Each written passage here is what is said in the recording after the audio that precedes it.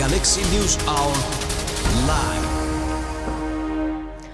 देशको सत्ता राजनीति लाभ हानिको जोड घटाउमा व्यस्त रहँदा किसान भने जीवन मरणको दोसाधमा छन्। छिमेकी भारतमा 2 वर्ष अघि देखिएको र विज्ञहरूले नेपालमा समेत आउने चेतावनी दिइसकेको लम्पी स्किन रोगको प्रकोप अहिले आगोको मुस्लोसरी फैलिएको छ। देशभर 10.5 लाख पशुधन संक्रमित र झण्डै 50,000 को मृत्यु भइसक्दा पनि सरकार संकटकाल घोषणा गरेर युद्ध स्तरमा काम गर्न चाहिरहेको देखिँदैन। संकटकाल घोषणा गरी युद्ध स्तरमा काम गर्नु त परै जाओस्, हुँदाहुँदा अहिले बिरामी पशुको उपचारमा खट्ने कर्मचारी नियमित बजेट र स्रोत साधन नै नपाएको भन्दै सरकारसँग गुनासो गर्न सिंहदरबार भित्रै घेराउ र धरनामा उत्रनु पर्ने अवस्था आएको छ। देशका प्रधानमन्त्री भने आफूले पहिल्यै रोकथामका लागि निर्देशन दिए पनि प्रचार नभएको भनेर गैर जिम्मेवार जवाफ दिइरहेका छन्।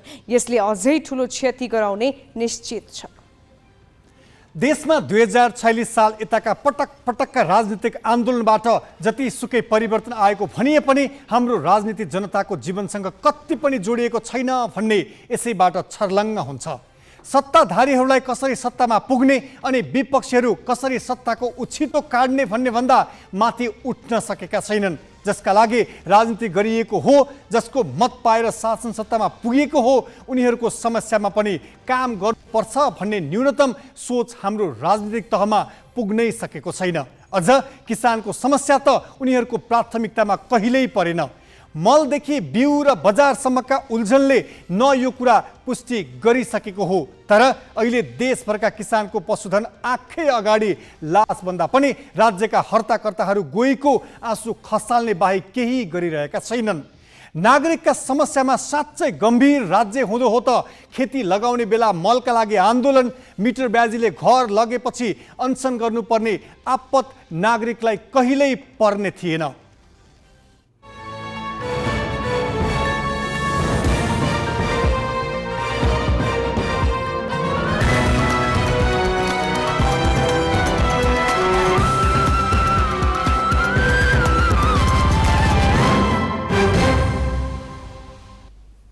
नमस्कार, यो हो गैलेक्सी न्यूज आवर। अब हेडलाइन्स।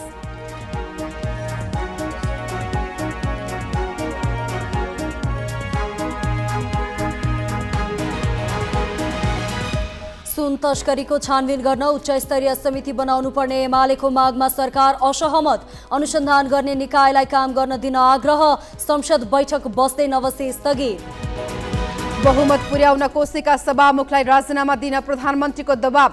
कांग्रेस नेतृत्वमा सरकार नबने केन्द्रकै गठबन्धन जोखिममा पर्ने चिन्ता। बहुमतको सरकार बन्न नदिने एमालेको दाउ। लम्पी स्किन प्रकोपबाट 52 अर्बको क्षति, 10.5 लाख पशु संक्रमित। संकटसँग जुझ्न बजेट नै नदिएको भन्दै देशभरका पशु सेवाका कर्मचारी आन्दोलित।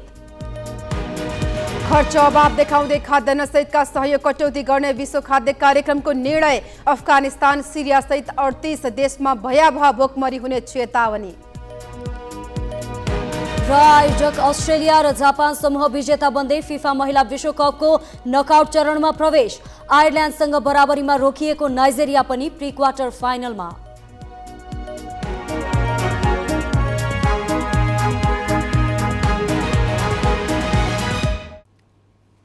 देशभर पशु चौपायामा लम्पी स्किन संक्रमण डढेलोसरी फैलिरहेको छ।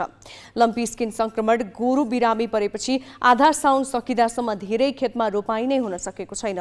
रोपाई गर्न नपाएर किसान छटपटाइरहेका छन्। तर सरकार भने किसानको यो समस्या सम्बोधनमा कति पनि जिम्मेवार देखिएको छैन।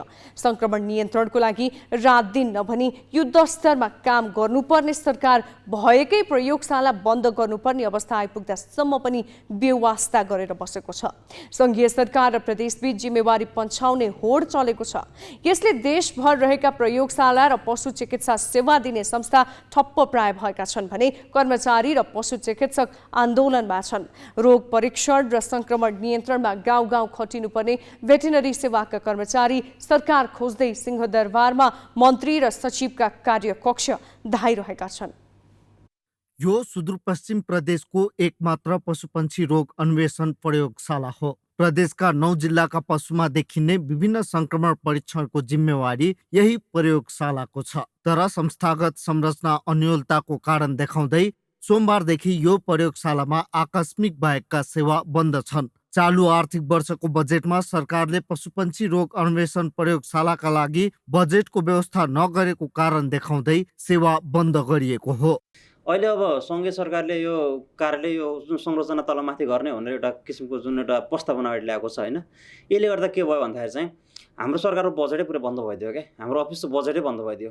अहिले हामीसँग मुखमा लाउने मास्क पनि छैन अफिसमा होइन, हातमा लाउने ग्लोभ्स छैन, पिपी छैन होइन। अब अफिसमा त कार्यालयमा पिउने पानी पनि छैन। ठिक छ, कर्मचारीले पिउने पानीको सुविधा नदिउँ, त्यो हामीलाई चाहिएन, तर एटलिस्ट हामीलाई काम गर्दाखेरि चाहिँ हाम्रो शरीरको हाम्रो आफ्नो स्वास्थ्यको लागि पनि केही चाहियो नि त। रेबी जस्तो रोगसँग लड्नुपर्ने हुन्छ, विभिन्न किसिम महामारी फैलिरहेको छन् हेर्नु, ती सबैसँग लड्नलाई हाम्रो एउटा इक्विपमेन्ट पनि चाहियो नि, इक्विपमेन्ट पनि छैन। केन्द्र सरकार मार्फत रहेको प्रयोगशालाका लागि गत आर्थिक वर्ष 2 करोड 22 लाख रुपैयाँ बजेट विनियोजन गरिएको थियो। तर अहिले केन्द्रले प्रयोगशाला प्रदेश र स्थानीय सरकार मार्फत रहने भन्दै बजेट विनियोजन नगरेपछि समस्या आएको हो। देशभरका पशुहरूमा लम्पी स्किनको संक्रमण भयावह बन्दै गइरहेको बेला प्रदेशको एकमात्र प्रयोगशाला बन्द हुँदा पशुपालक किसानमा झन चिन्ता थपिएको छ। अब यो लम्की स्किन भनेको के फैलिया बेलामा गाई बस्तु सबका यति नोक्सान भइसकेको छ। यस्ता ल्याबहरू त प्रदेशले बन्द गर्नुभन्दा त हर पालिकामा गाउँ गाउँमा खोलिदिनु पर्ने हो नि। किसानलाई कृषि प्रधान देश भएको हुनाले यो कृषि प्रधान देशमा त अब कृषिको कार्यको लागि हो भनेपछि यस्ता ल्याब टेस्टहरू बन्द गरिदिएपछि त किसानहरूले त के गर्ने? भोलिको दिन त समस्या हुन्छ नि किसानलाई त। किसानको पक्षमा त केही कुरै रहेन नि फेरि। सुदूरपश्चिममा मात्र नभए अहिले देशभरिकै भेटनरी सेवामा रहेका प्रयोगशाला तथा अस्पतालका कर्मचारी आन्दोलित छन्।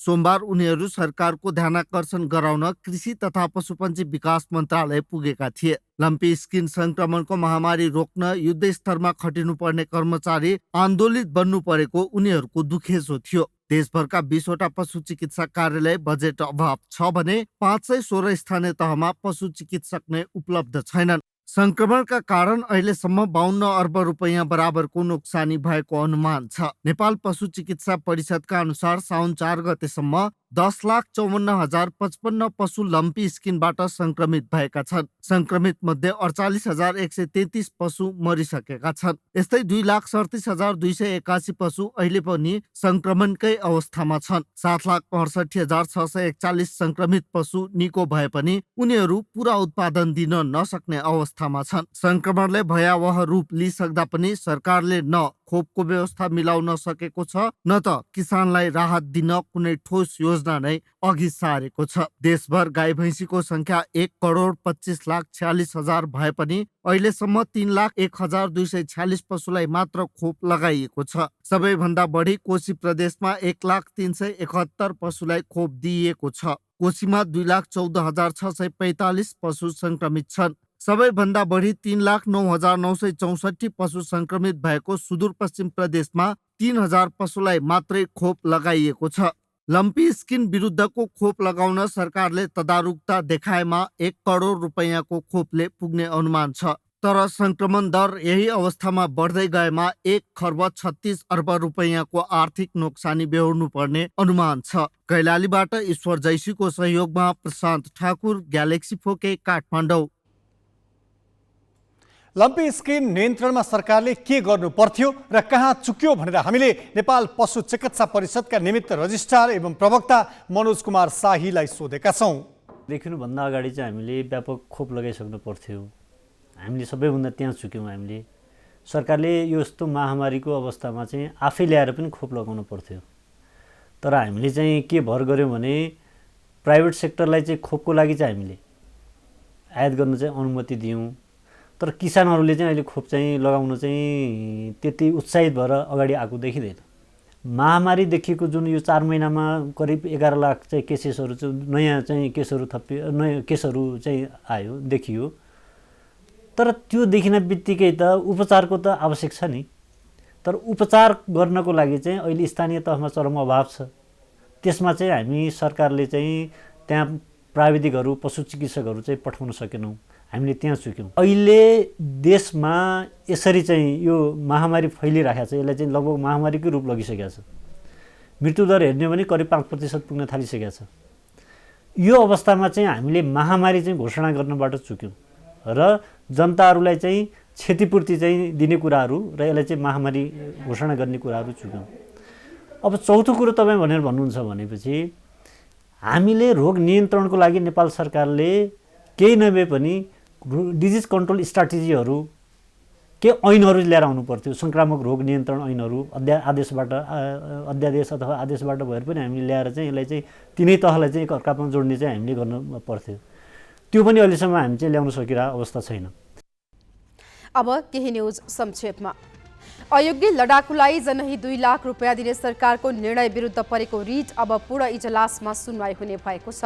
न्यायाधीश द्वय ईश्वर प्रसाद खतिवडा र हरिप्रसाद फुयाँको इजलासले उक्त रिट सुनवाईका लागि पूर्ण इजलासमा पठाउने आदेश दिएको हो। संयुक्त राष्ट्रसङ्घीय मिसन अनमिनको प्रमाणीकरणको क्रममा अयोग्य भई बहिर्गमनमा परेका पूर्व माओवादी लडाकुलाई जनही 2 लाख रुपियाँका दरले दिने सरकारको निर्णय छ। पार्टी विशेषका कार्यकर्ता भएकै आधारमा सञ्चित कोषबाट पटक पटक रकम बाँड्न नहुने जिकिर गर्दै अधिवक्ता ज्ञानेन्द्र राज आरणले गत वैशाख 31 गते सर्वोच्चमा रिट दायर गरेका थिए। उक्त रिटमाथि न्यायाधीश कुमार रेग्मीको इजलासले गत जेठ 2 गते कारण देखाउ र अल्पकालीन अन्तरिम आदेश जारी गर्दै अन्तरिम आदेशका लागि संयुक्त इजलासमा पठाउने आदेश दिएको थियो।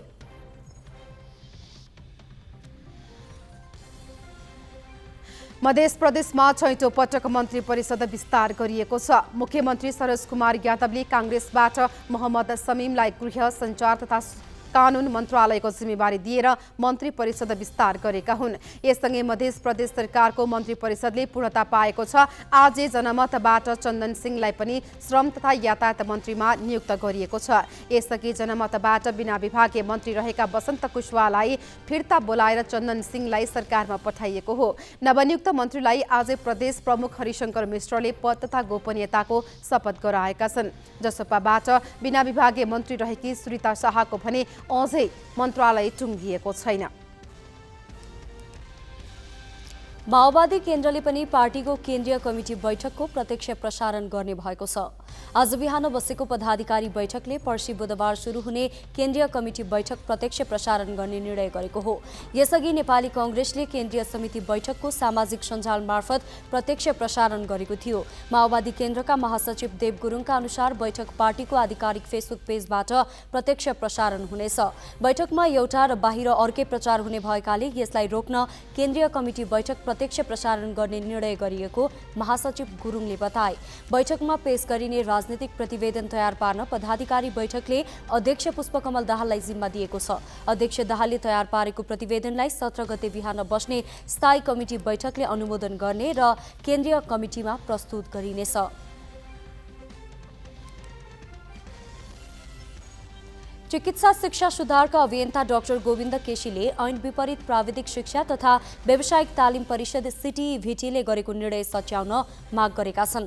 आज काठमाडौँमा पत्रकार सम्मेलन गरी डाक्टर केसीले सिटिभिटीको सीट निर्धारण र विद्यार्थी भर्ना सम्बन्धी अवैध निर्णय खारेज गरी दोषी पदाधिकारीलाई बर्खास्त गर्न माग गरेका हुन्। साथै उनले चिकित्सा शिक्षा आयोगका उपाध्यक्ष नियुक्तिका लागि 1 हप्ताभित्र सिफारिस समिति बनाउन र हालका उपाध्यक्षको पदावधि सकिनु अगावै छनौटको प्रक्रिया टुङ्गाउन पनि सरकारसँग माग गरेका छन्। चिकित्सा शिक्षा आयोगलाई निस्तेज पार्ने र चिकित्सा शिक्षा ऐनका प्रावधानहरू उल्टाउने संगठित प्रयास भइरहेको भन्दै उनले निर्णय नसच्याए सत्याग्रह सुरु गर्ने घोषणा समेत गरेका छन्।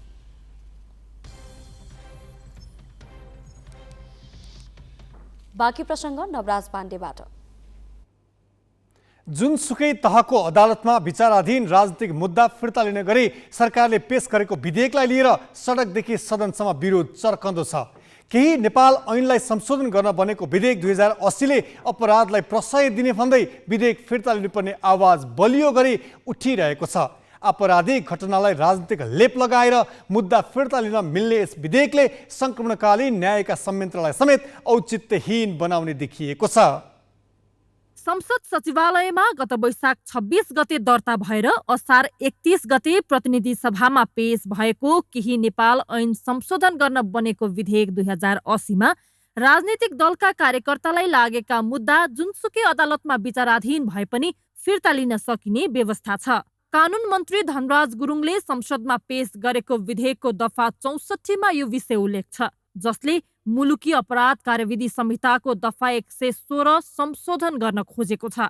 हिंसात्मक क्रियाकलापमा लागेकाहरू शान्तिपूर्ण राजनीतिको मूलधारमा आउन तयार भएर राज्य पक्षसँग सहमति गरेको अवस्थामा त्यस्ता राजनीतिक दल वा समूहका नेता तथा कार्यकर्ता विरुद्ध चलाइएका जुनसुकै मुद्दा जुनसुकै तहको अदालतमा विचाराधीन रहेको भए पनि फिर्ता लिन बाधा नपर्ने प्रस्तावित संशोधन विधेयकमा उल्लेख छ।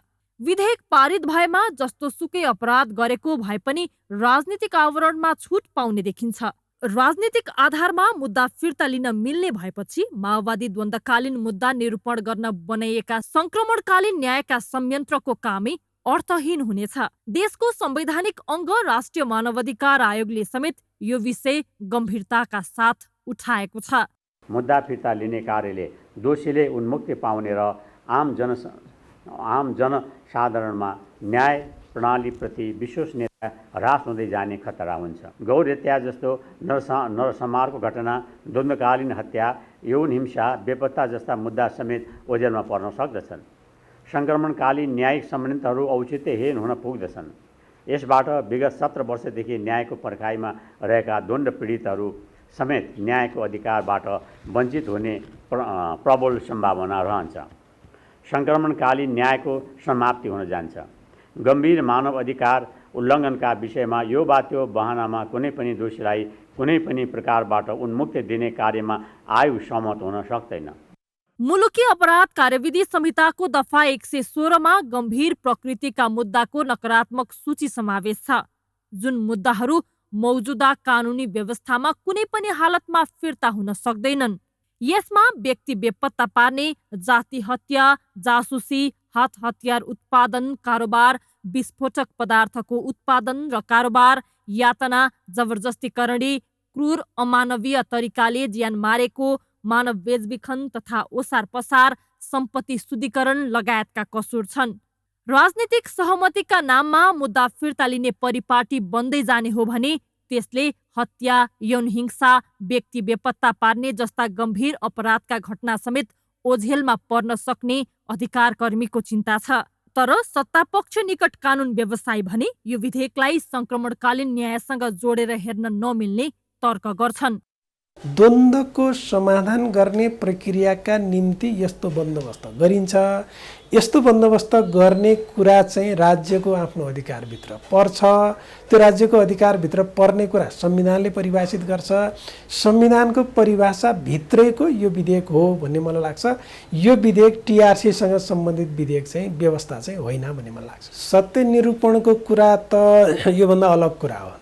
जुन कुरा राज्य र विद्रोहीका बीचमा सम्झौता भएर विस्तृत शान्ति सम्झौतामा हस्ताक्षर गरिएको, जुन विस्तृत शान्ति सम्झौताले तत्कालीन संविधान भन्दा पनि माथिको स्टाटस हुन्छ विस्तृत शान्ति सम्झौताको भने हो। त्यसो त धेरैतिरबाट आलोचना भएपछि हालै सम्पन्न काङ्ग्रेस केन्द्रीय समिति बैठकमा पनि यस विषयले प्रवेश पाएको थियो। केन्द्रीय सदस्यहरूले यो प्रश्न गरेपछि कानुन मन्त्री समेत रहेका काङ्ग्रेस उपसभापति धनराज गुरुङ आफ्नो पार्टी र सरकारलाई नै अप्ठ्यारो पार्ने अवस्थामा उक्त विधेयक अगाडि नबढाउने भन्दै उम्किएका थिए। केही नेपाल ऐन संशोधन सम्बन्धी जुन चाहिँ नि पार्टीलाई नै अप्ठ्यारो पर्ने ढङ्गका कुराहरू परेका छन् भने त्यसलाई राखिन्न।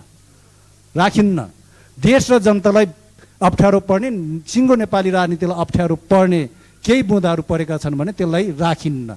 80वटा कानुनलाई एकमुष्ट संशोधन गर्न भन्दै सरकारले ल्याएको केही नेपाल ऐन संशोधन विधेयकमा भएको यो विवादित प्रावधानलाई लिएर संसदमा रासोपा, राप्रपा लगायत विपक्षी दलका सांसदहरूले विरोधको सूचना नै दर्ता गराएका थिए। तर उनीहरूको प्रस्ताव बहुमतले अस्वीकृत भयो। फौजदारी अपराध जस्तो संवेदनशील विषय पनि सरकारले जसरी हतार दर्जनौं कानुन संशोधनको भेलमा मिसाएर अगाडि बढाएको छ, त्यसका पछाडिको अभिष्ट हाम्रो न्याय प्रणालीलाई नै निस्तेज पार्ने खालको छ।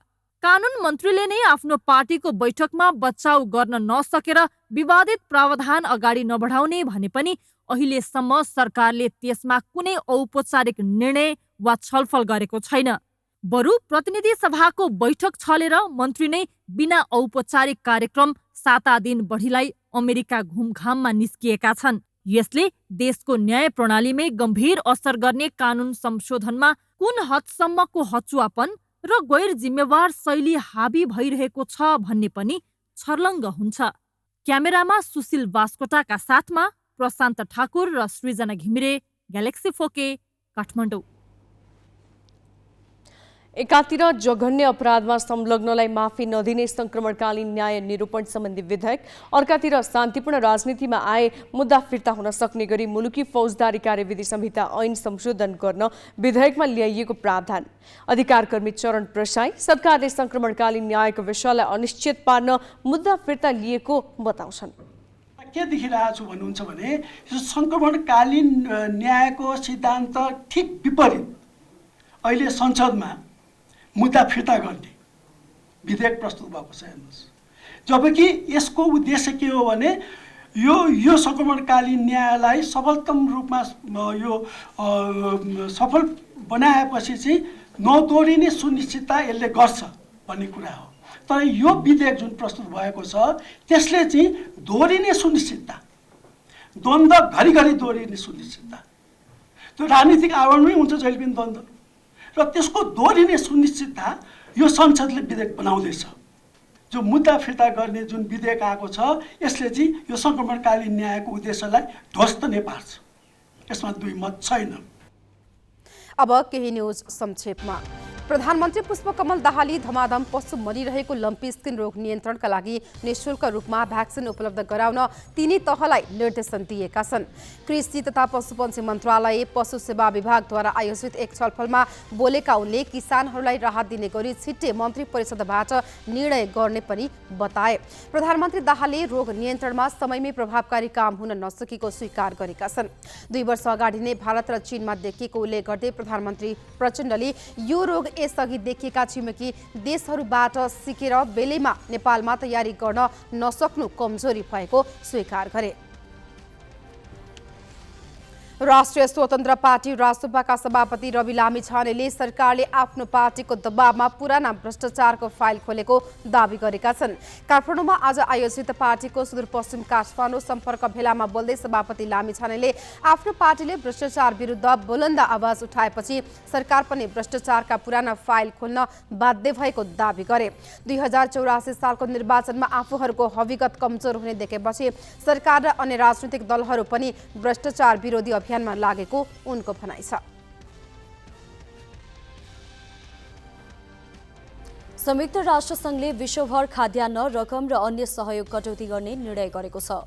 राष्ट्रसङ्घ अन्तर्गतको विश्व खाद्य कार्यक्रम WFPले पर्याप्त सहायता रकमको अभाव देखाउँदै सहायता कटौती गर्ने निर्णय गरेको हो। अन्तर्राष्ट्रिय सञ्चार माध्यमका अनुसार विगतको तुलनामा WFPले 2 वर्ष यता आधा मात्र सहायता रकम प्राप्त गरेको छ, जसका कारण कार्यक्रम सञ्चालन गर्दै आएको 86 देशमध्ये अफगानिस्तान, सिरिया, यमन र पश्चिम अफ्रिकाका देशसहित 38 देशमा सहयोग कटौती गर्ने भएको हो। निरन्तर रकम अभाव भएमा अन्य देशमा पनि सहयोग कटौती गर्ने तयारी रहेको WFPले जनाएको छ। यस निर्णयका कारण भोकमरीको समस्या भएका थुप्रै देशका करोडौं मानिस प्रभावित हुने चिन्ता व्यक्त गरिएको छ। WFPको कार्यक्रम सञ्चालनका लागि हाल $20 अर्ब को आवश्यकता पर्छ। यद्यपि पछिल्ला वर्षमा प्राप्त सहायता अनुसार संस्थाले यस वर्ष पनि 10 देखि 14 अर्ब सम्म सहायता पाउने अपेक्षा गरेको छ। हालको मानव इतिहासकै ठूलो खाद्यान्न र पोषणको सङ्कट झन भयावह हुने बताइएको छ। यो वर्ष 34 करोड 50 लाख व्यक्ति खाद्य असुरक्षाको वर्गमा परेको WFPको तथ्याङ्क छ भने करोडौं मानिस भोकमरीको चपेटामा छन्। WFPको अनुसार अर्थव्यवस्थामा मन्दी, वातावरणीय परिवर्तन, निरन्तर प्राकृतिक विपत्ति, बढ्दो मुद्रास्फीति, मूल्यवृद्धि, बढ्दो ऋणको तनावले पनि खाद्य सङ्कटको समस्या झन बढेको छ। बाँकी प्रसङ्ग सोनिका अर्यालबाट। कोशी प्रदेशमा कांग्रेस नेतृत्वकै सरकार बनाउन सत्ता गठबन्धनका घटकहरू कसरत गरिरहेका छन्। यसका लागि सभामुखलाई नै दाउमा राखेका छन्। सभामुख बाबुराम गौतमलाई राजीनामा गराउन प्रदेश तहमा मात्र होइन माओवादी केन्द्रले शीर्ष तहबाटै दबाब दिइरहेको छ। यद्यपि सभामुख गौतम राजीनामा दिन अझै तयार भने भइसकेका छैनन्। केन्द्रको सत्ता समीकरणमा नेपाली कांग्रेस, माओवादी केन्द्र, एकीकृत समाजवादी, जनता समाजवादी पार्टी लगायत छन्, जसको प्रभाव प्रदेश तहमा पनि पर्दा सोही अनुसार प्रदेश सरकार बनेका छन्। कोशी प्रदेशमा भने गठबन्धनको स्पष्ट बहुमत नपुग्दा सरकार विहीनताको अवस्था सिर्जना भएको छ। 93 सदस्यीय प्रदेश सभामा नेकपा एमालेका 40 र राप्रपाका 6 गरी 46 सांसद एकातिर रहँदा काङ्ग्रेसका 29, माओवादीका 12, एकीकृत समाजवादीका 4 र जसपाका 1 गरी 46 नै सांसद अर्कोपट्टि छन्। सभामुख तटस्थ बस्दा बहुमतको सरकार बन्न मुस्किल छ। त्यसैले गठबन्धनको नजर सभामुखमाथि परेको छ। सभामुख बाबुराम गौतम माओवादीबाट निर्वाचित भएकाले उनलाई माओवादी अध्यक्ष एवं प्रधानमन्त्री पुष्पकमल दाहालले समेत राजीनामा दिन दबाब दिइरहेका छन्। दाहालले आइतबार बालुवाटारमै बोलाएर गौतमलाई राजीनामा दिन भनेका थिए। त्यसक्रममा उनले कोशीमा काङ्ग्रेस नेतृत्वको सरकार बनाउन नसके केन्द्रको गठबन्धन समेत जोखिममा पर्ने सम्भावना पनि औल्याएका थिए। तर सभामुख गौतमले भने आफू यसअघि नेतृत्वको दबावमा काम गर्दा मूर्ख बनिसकेको, अब दोहोरिएर मूर्ख हुनु छैन भनेर जवाफ फर्काएका थिए। ग्यालेक्सीसँगको टेलिफोन कुराकानीमा गौतमले आफू राजीनामा नदिने अडानमा कायमै रहेको र सभामुख जस्तो पदको गरिमाका लागि कुनै पनि दलको नेताको दबाव र प्रभावमा नपर्ने प्रतिक्रिया दिए। तर माओवादी नेतृत्व भने राजीनामा गराएरै छाड्ने तयारीमा छ। गठबन्धनका शीर्षदेखि प्रदेश तहसम्मका नेताले राप्रपालाई फकाउन प्रयास गरे पनि अहिलेसम्म कुनै सकारात्मक संकेत मिलेको छैन। अर्थात् राप्रपा सत्ता गठबन्धनलाई साथ दिन तयार भइसकेको छैन। प्रदेश सभाको सबैभन्दा ठूलो दल एमाले भने गठबन्धनको निर्णय नै कुरिरहेको छ। एमाले प्रदेश संसदीय दलका प्रमुख सचेतक रेवती रमन भण्डारीले एमाले र राप्रपा अहिलेसम्म एकै ठाउँमा रहेको बताएका छन्। सर्वोच्च अदालतको आदेश अनुसार कोशी प्रदेशमा बहुमतको सरकार बन्न नसके संविधानको धारा 168 को 3 अनुसार प्रदेश सभामा रहेको ठूलो दल नेकपा एमाले नै सरकारको नेतृत्व गर्न पाउनेछ। यसकारण पनि एमाले बहुमतको सरकार बन्न नदिई ठूलो दलको सरकार बनाउने दाउमा छ। बासु खड्का, ग्यालेक्सी फोके, काठमाडौँ। प्रतिनिधि सभाको आजका लागि बोलाइएको बैठक बस्दै नबसी स्थगित भएको छ। आज दिउँसो 1 बजे बस्ने गरी सम्भावित कार्यसूचीमा समेत सार्वजनिक भइसकेको अवस्थामा बैठक सूचना टाँसेर स्थगित भयो। जसको कारण हो सुन प्रकरणमा उच्च स्तरीय छानबिन समिति गठन हुनुपर्ने प्रमुख प्रतिपक्ष नेकपा एमालेको अडान। समिति गठन नभए संसद चल्नै नदिने एमालेको अडानकै कारण संसद बैठक बस्न सकेन र संसद भवन पुगेका सांसदहरू फर्कनु पर्यो। एमाले त्रिभुवन अन्तर्राष्ट्रिय विमानस्थलबाट भन्सार जाँचपास भएर बाहिरिएको सुनको विषयमा छानबिन समितिको माग गर्दै आएको छ। यसअघि 10 साउनमा बोलाएको बैठकमा उच्च स्तरीय छानबिन समितिको माग गर्दै एमाले बैठक अवरुद्ध गरेको थियो। यति मात्र होइन, यही विषयलाई लिएर एमाले गृहमन्त्री नारायण काजी श्रेष्ठको राजीनामा समेत माग गरेको छ। तर एमालेको कुनै पनि मागमा सरकार सहमत छैन।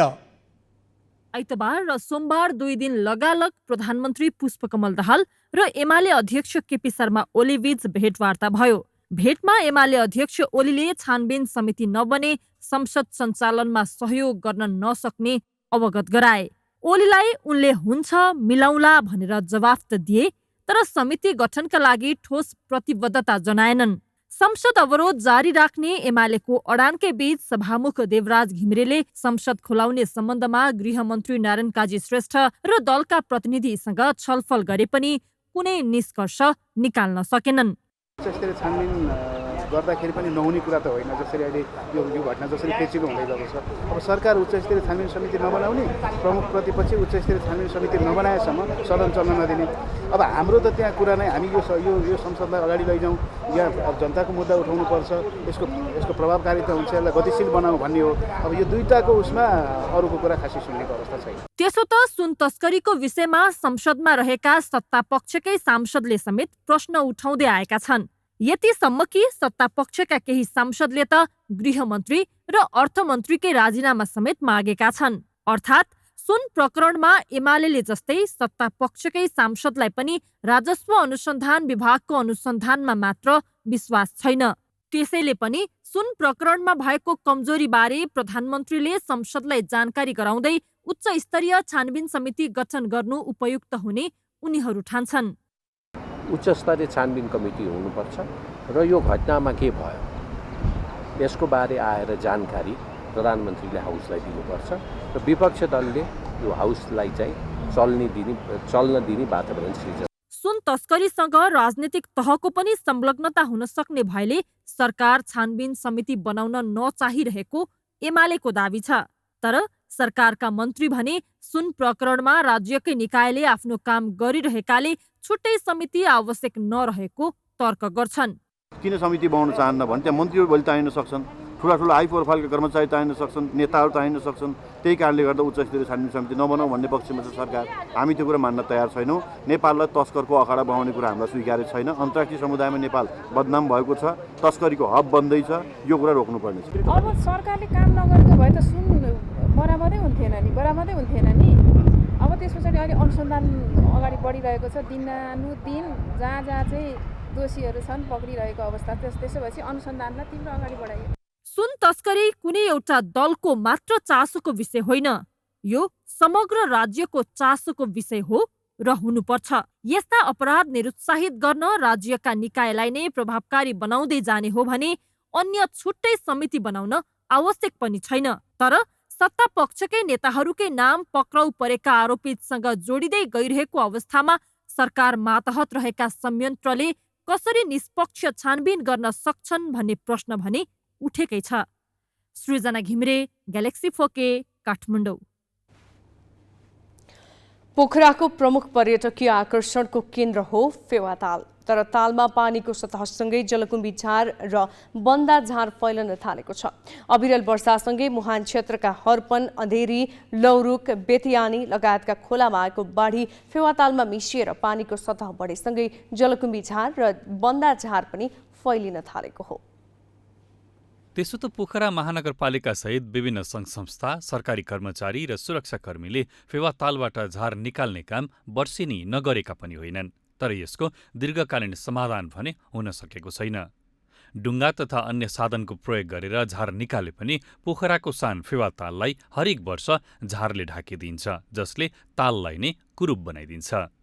अनि यो चाहिँ अब पर्यटकीय स्थल हो, यसलाई चाहिँ सकेसम्म यो हटाउनुपर्छ। यसले चाहिँ फेरि जोखिम हुनसक्छ। अब यो चाहिँ अब यहाँको व्यवसायी, ताल व्यवसायीहरूले यसलाई चाहिँ अलिकति राम्रोसँग हेरेर हटाइदिए राम्रो हुन्थ्यो। हल्लनचोक, बराहीघाट, डिहीको पाटन, वसुन्धरा पार्क र ड्याम साइड किनारमा जलकुम्भी बढी पलाउँछ। जलकुम्भी झार निकाल्न भन्दै 2074 सालमा निर्वाचन क्षेत्र पूर्वाधार विकास कार्यक्रमको 50 लाख र पोखरा महानगरपालिकाको 75 लाख गरी 1 करोड 25 लाख रुपियाँ खर्चेर क्यानाडाबाट एक्वाइटिक प्लान्ट हार्भेस्टिङ मेसिन खरिद गरिएको थियो। तर नियन्त्रण दीर्घकालीन बन्न सकेको छैन। मुहानदेखि नै यो चाहिँ जलकुम्भी झारहरू बगेर आउने भएको हुनाले यो समयमा बढी नै जलकुम्भीहरू आउने गर्दछ र हामीले यसलाई सफा गर्ने प्रयत्न गर्दा पनि पूर्ण रूपमा यो समयको यो बगेर आउने भएको कारणले हरेक दिन यो सफा गर्नुपर्ने अवस्था छ र विशेष हिउँद समयमा अलिक कमै हुन्छ, यो सफा नै हुन्छ। हाम्रो सरसफाइ अभियानहरू पनि हामीले सुरु गरेका छौँ। यसलाई निरन्तर सफा गर्ने काम पनि भइरहेछ। हामीसँग एउटा मेसिन थियो, यो जलकुम्भी सफा गर्ने मेसिन, त्यो पूर्ण रूपमा बन्द थियो र यो नयाँ टिम आइसकेपछि नगर प्रमुखज्यूले यसलाई विशेष इनिसिएटिभ लिएर चलाउनुपर्छ भने यसको पार्ट पूर्जाहरू खोजिकन ल्याएर यसलाई पनि चलाइरहेको अवस्था पनि छ र हामीले यो दैनिक रूपमा त्यहाँ मान्छेहरू लगाएरै यो सफा गर्ने कामहरू भइरहेको छ, सफा हुन्छ। कहिले अतिक्रमण त कहिले झारले ढाकिनु देशकै सौन्दर्य फेवातालको नियति जस्तै बनेको छ। कञ्चन र सफा पानीमा माछापुच्छ्रे हेरेर रमाउने बाह्य तथा आन्तरिक पर्यटकका लागि जलकुम्भी र बन्दा झार बाधक बन्दैछन्। कालान्तरमा फेवातालको आँगनमा माछापुच्छ्रेको छाया नभई जलकुम्भी र बन्दा झार भन्ने गीत नबनोस् कामना। ग्यालेक्सी 4K का लागि पोखराबाट बिन्दु परियारको रिपोर्ट।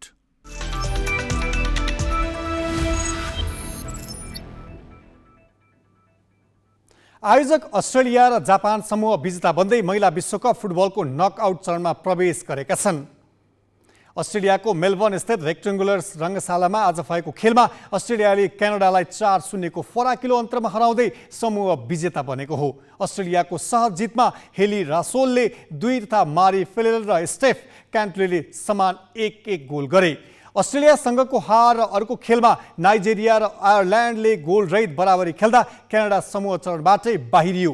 क्यानाडालाई नकआउट चरणमा पुग्न बराबरी नै पर्याप्त थियो। तर क्यानाडा 4-0 को लज्जास्पद हार बेहोर्दै समूह चरणबाटै बाहिरिएको हो। जितमा अस्ट्रेलिया 6 अङ्कसहित समूह बी को विजेता बन्यो।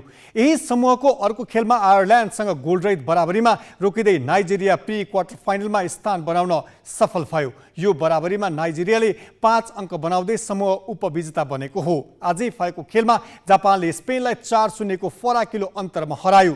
सुरुवातदेखि नै जापानले खेलमा पकड बनायो। हिनाता मियाजावाले 12औं मिनेटमा र रिको युकेले 29औं मिनेटमा गोल गरे। 40औं मिनेटमा हिनाता मियाजावाले व्यक्तिगत दोस्रो गोल गर्दा पहिलो हाफमा नै जापानले 3-0 को अग्रता बनायो। यसपछि 82औं मिनेटमा मिनावा टानाकाले 1 गोल थपेपछि जापानले स्पेनलाई 4-0 ले हराउँदै लगातार तेस्रो जित हात पार्यो। 9 अङ्कसहित स्पेन समूह विजेता बन्यो। पराजित स्पेन 6 अङ्कसहित दोस्रो स्थानमा रहँदै समूह उपविजेता बनेको हो। त्यस्तै समूह चरणबाट बाहिरिसकेको जाम्बियाले कोस्टारिकालाई 3-1 गोलले अन्तरले हराउँदै सान्तोना जित हात पार्यो। राष्ट्रिय फुटबल टोलीका विङ्गर मनिष डाङ्गे थाइल्यान्डको दोस्रो डिभिजनको रायोङ फुटबल क्लबमा अनुबन्धित भएका छन्। मनिषले रायोङसँग 1 वर्षको लागि सम्झौता गरेका हुन्। गत सिजन रायोङले 7औं स्थानमा लिग सकाएको थियो। यो पटक क्लबले शीर्ष डिभिजनमा उक्लने लक्ष्य बनाएको छ। उनी थाई लिगमा अनुबन्धित पहिलो नेपाली खेलाडी रहेको क्लबले जनाएको छ। मनिषले गत सिजन शहीद स्मारक ए डिभिजन लिगमा सङ्कटबाट खेलेका थिए। उनले 24 खेलमा 23 खेल सुरुवात गर्दै 4 गोल र 2 असिस्ट गरेका थिए। राष्ट्रिय टोलीबाट 22 खेल खेलेका मनिषले 2 गोल गरेका छन्। मनिषले केही समय अगाडि बराइनको अल रेफपल क्लबबाट खेलिसकेका थिए। 19औं एसियाली खेलकुद एसियाडमा नेपालले यो पटक 29 खेलमा प्रतिस्पर्धा गर्दैछ। 29 मध्ये 1 खेलमा भने एकै परिवारका 3 सदस्यले एसियाली खेलकुदमा सहभागिता जनाउँदैछन्। बुबा प्रमुख प्रशिक्षक अनि छोरी र छोरा खेलाडी। एकै परिवारका 3 सदस्यको यो संयोग बिरलै देख्न पाइन्छ अनि उनीहरूको यो संयोग मात्र होइन, कडा मेहनतको प्रतिफल पनि हो।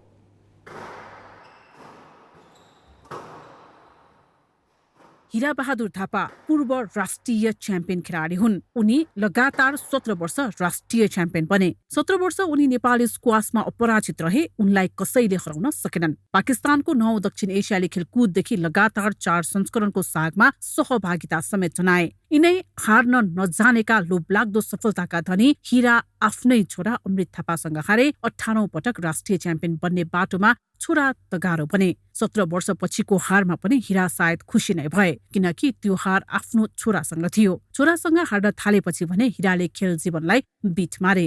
मैले हारेँ, छोरासँग नै हारेर मैले छोडे हो। मैले चाहिँ 17 वर्ष नेसनल चाहिँ जित्या हो।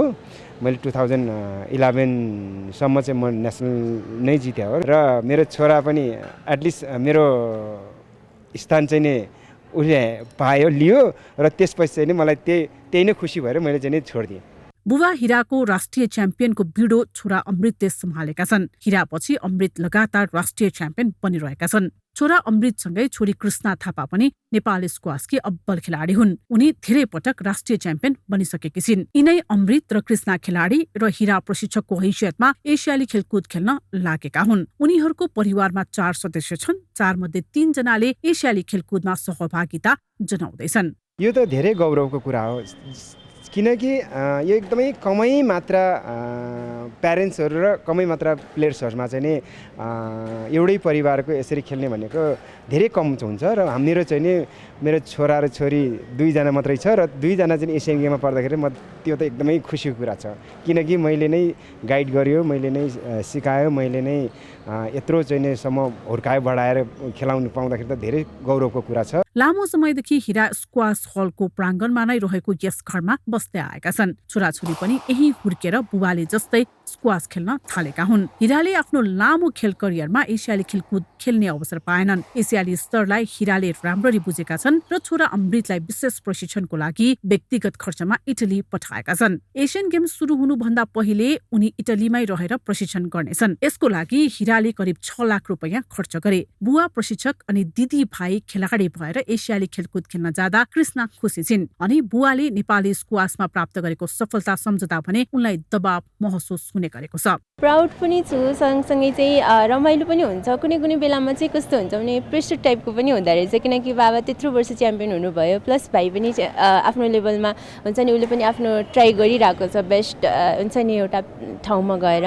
म पनि ट्राई गरिरहेको छु, तर कुनै न कुनै ठाउँमा गएर चाहिँ त्यो हाई एक्सपेक्टेसन हुँदो रहेछ। यसपटक प्रशिक्षक हिराबहादुर थापाको नेतृत्वमा नेपाली स्क्वास टोलीले एसियाली खेलकुद खेल्दैछ। पुरुषमा अमृत थापा, अर्हान्त केशर सिंह र अमित ब्लोन तथा महिलामा कृष्णा थापा, विपना ब्लोन र सोस्तानी श्रेष्ठ छन्। महिला स्क्वास खेलाडीहरूले एसियाली खेलकुद खेल्न लागेको यो पहिलो पटक हो।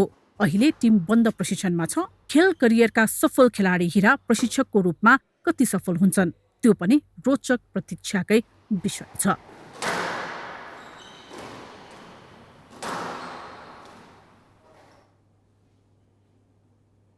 साहसिक खेलको रूपमा परिचित प्याराग्लाइडिङमा पछिल्लो समय आन्तरिक र बाह्य पर्यटकको आकर्षण बढ्दै गएको छ। प्याराग्लाइडिङले पर्यटकीय नगरी पोखरामा पर्यटकलाई आकर्षित गर्न र बसाई लम्ब्याउन समेत सहयोग मिलेको छ। प्याराग्लाइडिङ मार्फत पोखरा बजार, ताल र हिमालको दृश्यावलोकन गरी नौलो अनुभूति महसुस गर्न सकिन्छ। पोखरा अन्तर्राष्ट्रिय विमानस्थल सञ्चालनमा आएपछि कास्कीको तोरीपानीबाट प्याराग्लाइडिङ उडान हुँदै आएको छ। सोमबार एकै दिन 2 विदेशी सहित 12 जना दृष्टिविहीनले प्याराग्लाइडिङ उडान गरेका छन्। समाजले सोचे जस्तो दृष्टिविहीन नागरिक कमजोर हुँदैनन् भन्ने सन्देश प्रवाह गर्न प्याराग्लाइडिङ उडान गरेको उनीहरूको भनाइरहेको छ। पोखराबाट बिन्दु परियारले क्यामेरामा कैद दृष्टिविहीनहरूको प्याराग्लाइडिङको उडानको रौनक हेरौँ।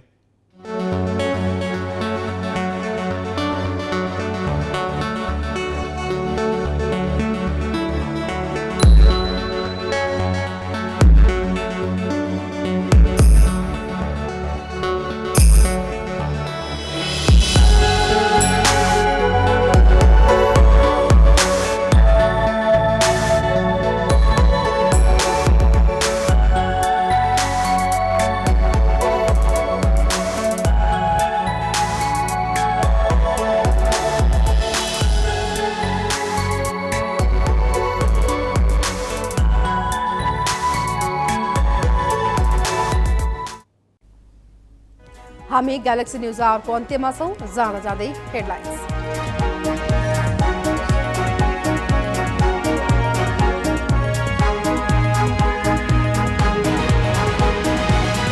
सुन तस्करीको छानबिन गर्न उच्च स्तरीय समिति बनाउनु पर्ने एमालेको मागमा सरकार असहमत। अनुसन्धान गर्ने निकायलाई काम गर्न दिन आग्रह। संसद बैठक बस्दै नबसी स्थगित। बहुमत पुर्याउन कोशीका सभामुखलाई राजीनामा दिन प्रधानमन्त्रीको दबाव। कांग्रेस नेतृत्वमा सरकार नबने केन्द्रकै गठबन्धन जोखिममा पर्ने चिन्ता। बहुमतको सरकार बन्न नदिने एमालेको दाउ। लम्पी स्किन प्रकोपबाट 52 अर्बको क्षति, 10.5 लाख पशु संक्रमित। संकटसँग जुझ्न बजेट नै नदिएको भन्दै देशभरका पशु सेवाका कर्मचारी आन्दोलित।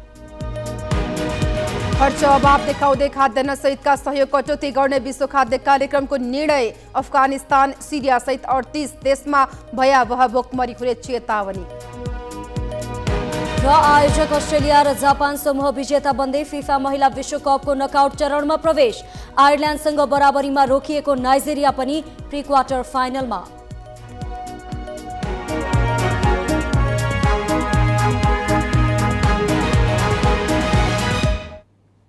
आजलाई ग्यालेक्सी न्यूज आवर सकियो। नमस्ते।